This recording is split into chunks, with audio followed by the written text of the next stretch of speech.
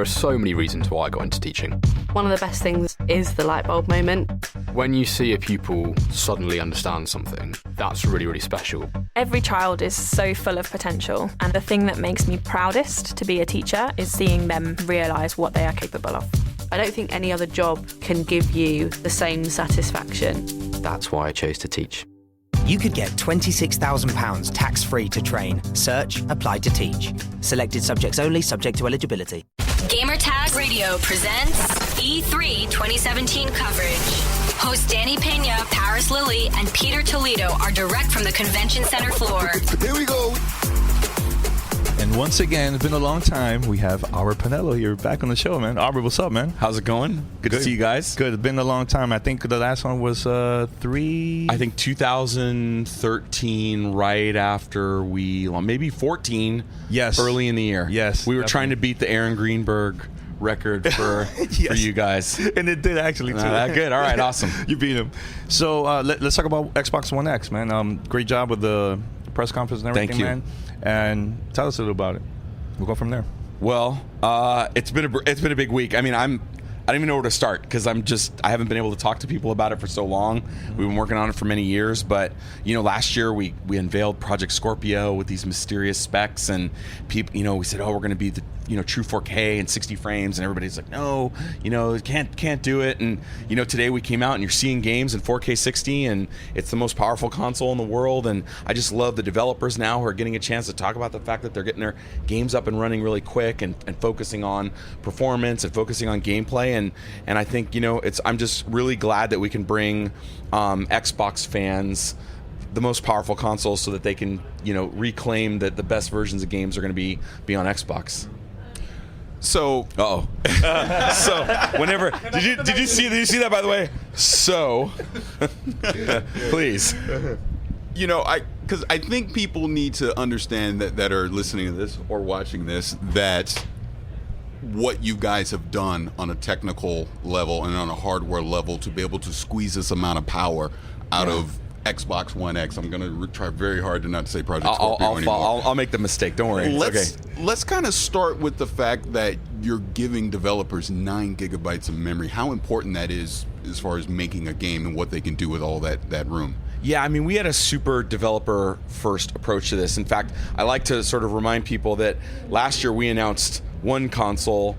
In Project Scorpio, we were actually building 2. We have a bespoke development kit designed just for developers to work on Project Scorpio. So we actually had to build 2 pieces of hardware.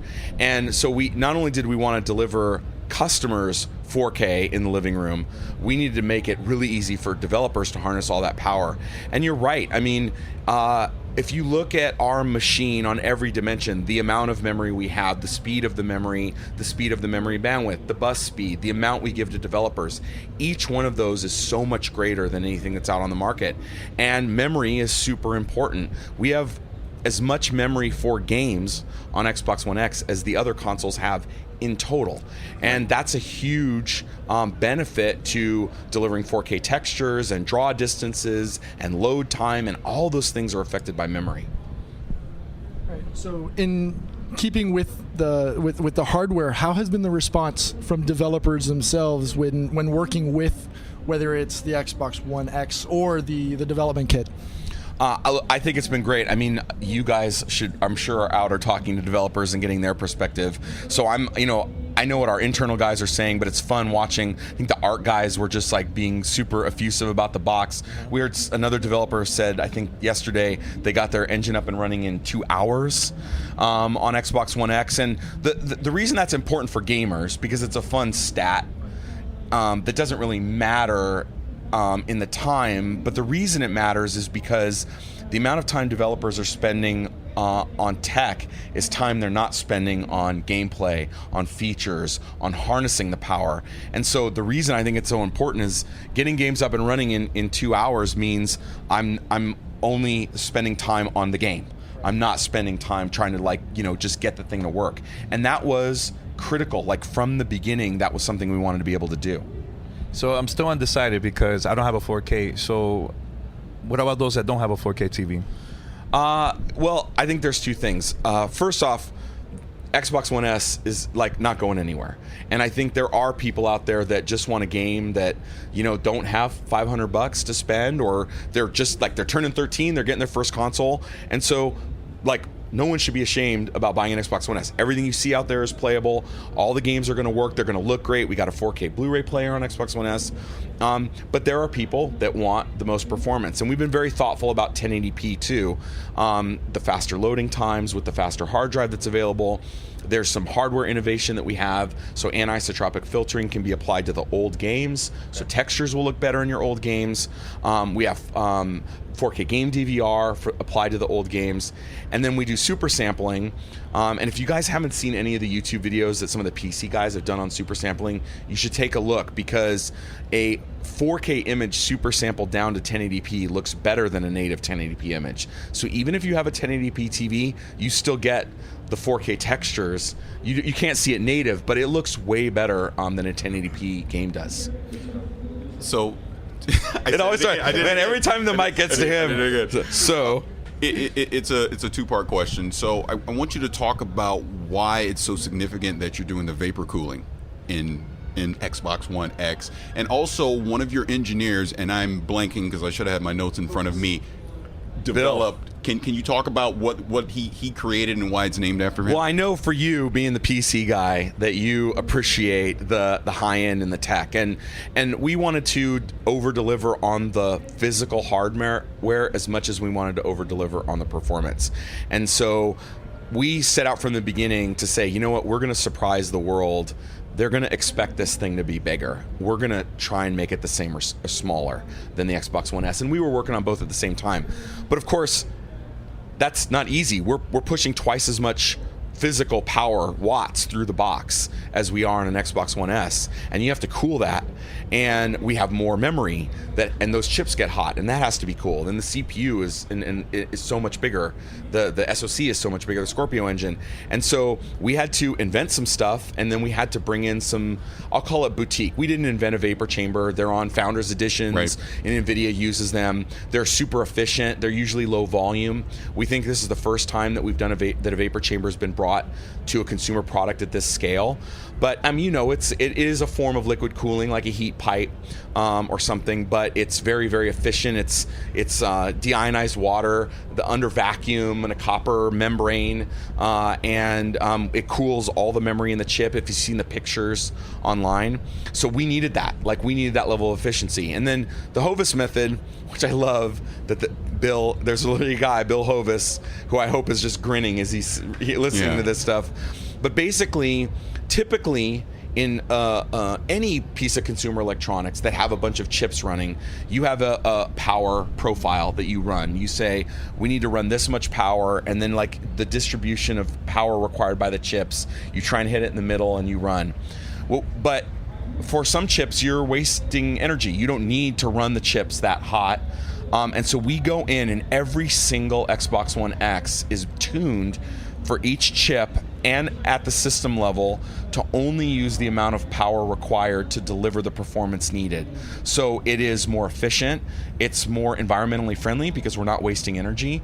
And so we had to invent that kind of system for both production and design and to be able to shrink it down. That was a lot of talking, by the way. That's good. That's good. So I know everybody's all interested with graphics and stuff like that. I'm a sound person personally, and I would like to know, how important was it for you guys to get Dolby Atmos involved, so that people aren't just getting video, but they're getting that audio fidelity as well? Yeah, you heard Kareem talk on stage about true 4K, and when we talk about that, it really is the whole reason you do all this is to immerse yourself. The whole reason you play games and the whole reason you care about graphics and visuals and sound and resolution is to lose yourself in the game, and sound is so critical to that. And I remember all the people asking us when we released Xbox One S, are you going to do bitstream out? Are you going to have Dolby Atmos? And we were working on it. And so I do think for guys that have that kind of level, the great thing about Dolby Atmos is it works in headphones as well. So you don't just need to have a killer in-room sound system. Even with your headphones, you get that simulated 7.1.4, 7.4.1 sound. Yeah, so even I love that we can bring that kind of tech to Xbox One S and Xbox One X and have it work on headphones.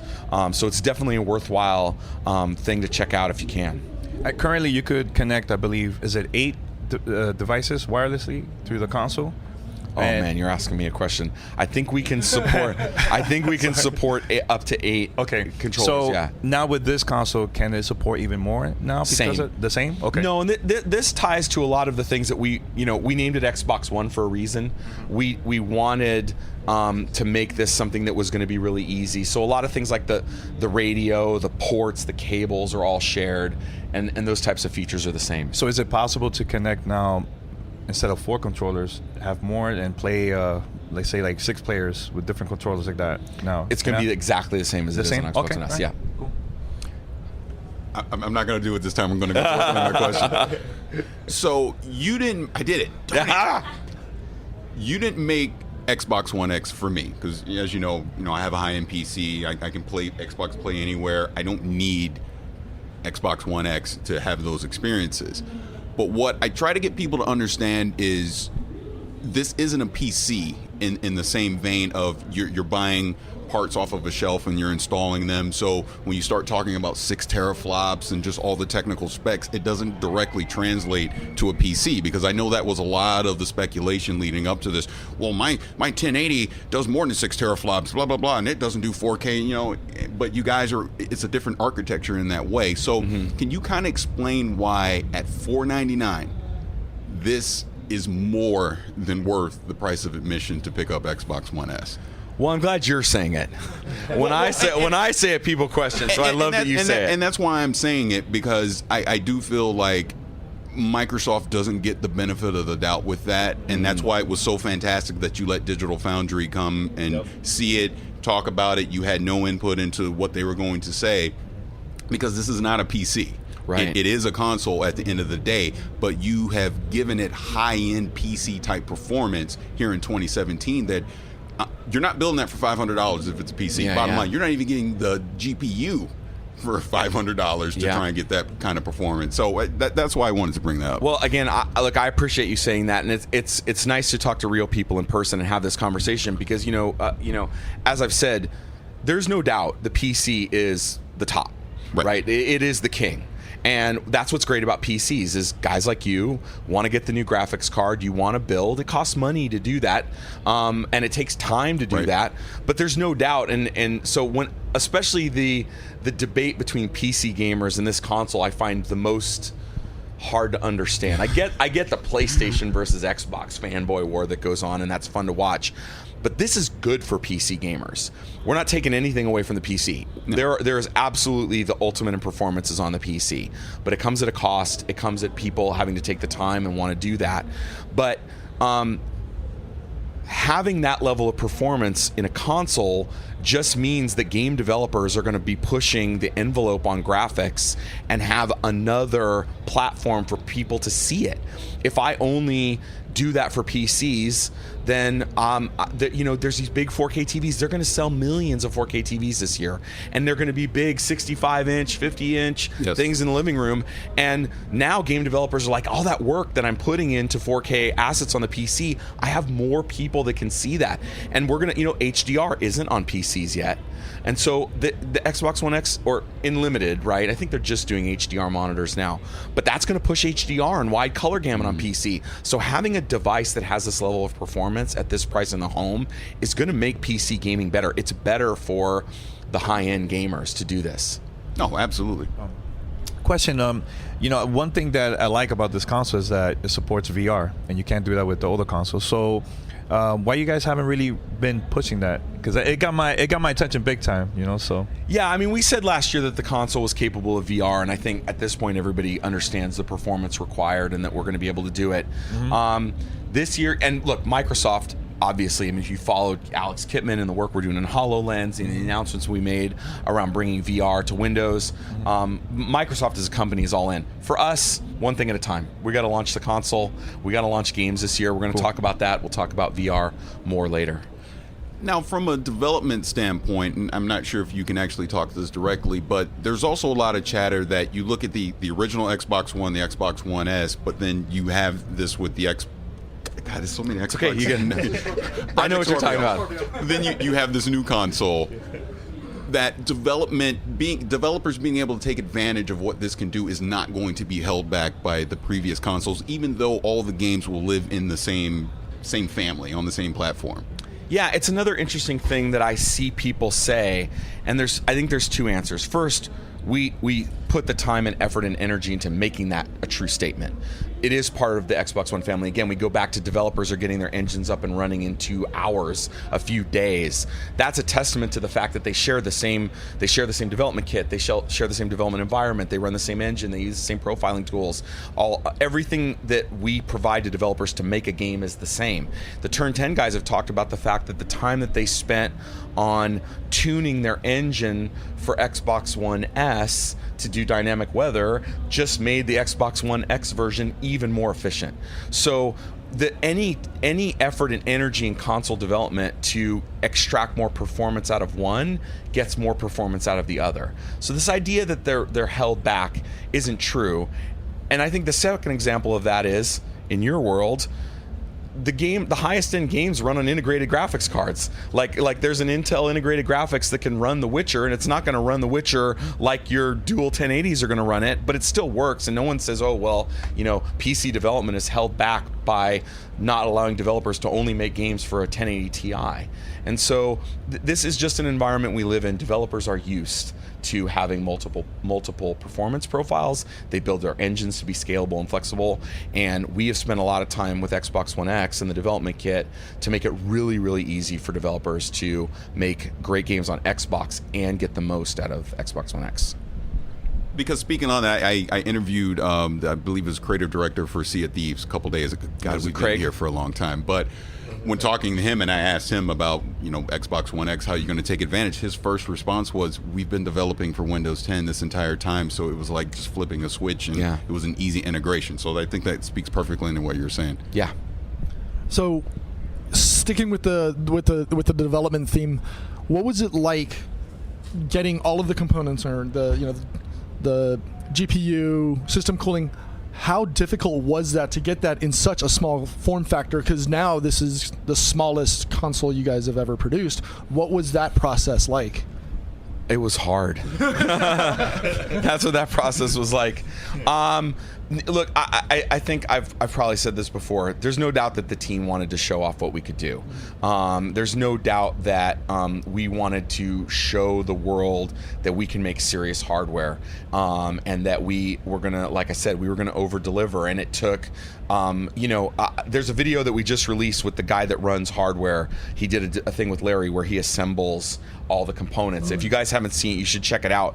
But the spaces in there, and the craftsmanship on, the cable that runs from the Blu-ray drive to the motherboard has to be shielded and locked down with a connector, not just for neatness, because the vibration that comes off the ODD can vibrate the cable and impact the hard drive performance. And so these guys are they're talking smaller than millimeter levels of clearance they're trying to get into things. And I love that our hardware team is getting a chance to show what it can do, and that we've got the console out with all the components and stuff like that. So it's a lot of hard work and a lot of super smart guys. Anything else? I do have one, since I have the reputation of being the salty one in us, so I have to ask this question. Why not have it ready for pre-order day one? Oh, I think it's a good question. We're a long way away from launch. And so I think we wanted to have a really strong E3 around talking about the product, around talking about the games. We knew coming in people were really going to ask about games. We're going to do pre-orders closer to launch. I think we're going to have some fun stuff to talk about around pre-orders that we haven't talked about now. I think we had a great story. We had a lot to tell people. We're going to focus on that. And then, stay tuned. They're coming. I know you guys were having fun a couple of days ago when those hidden messages supposedly on the teasers. How was it for you guys behind the scenes, just checking out the social media and these crazy conspiracies and everything? It's funny because the number is the part number of the chip. the number that was on the thing is actually the actual part number. And if you watch our video, you see that number right on there. Yeah. So I love this sort of, lost level conspiracy theories that people build over the part number of the chip and trying to reinterpret the date. Yeah. We just thought it was cool that if you paid attention to that and watched our video, they had the part number of the chip there.